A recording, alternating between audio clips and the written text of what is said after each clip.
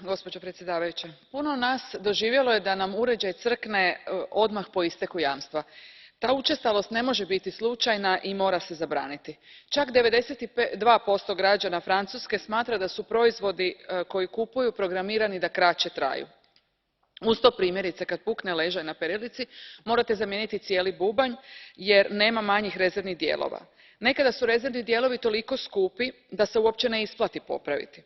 Samo u Njemačkoj se u jednoj godini smanjio broj radnji za popravak za 13%. Potrebno je osigurati dostupnost i razumnu cijenu rezervnih dijelova u slučaju manjih kvarova na uređajima. Dokazano je da bi uvođenje minimalne oznake trajanja proizvoda dovelo do povećanja prodaje označenih proizvoda za 55%.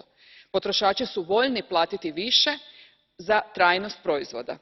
Mislim da je ovo problem koji treba riješiti i na nacionalnoj i na europskoj razini. Istraživanja su pokazala da ponovna upotreba ili popravak je puno bolji čak i od recikliranja jer se stvara preko 10 000 novih radnih mjesta i ima bolji utjecaj na okoliš. Hvala.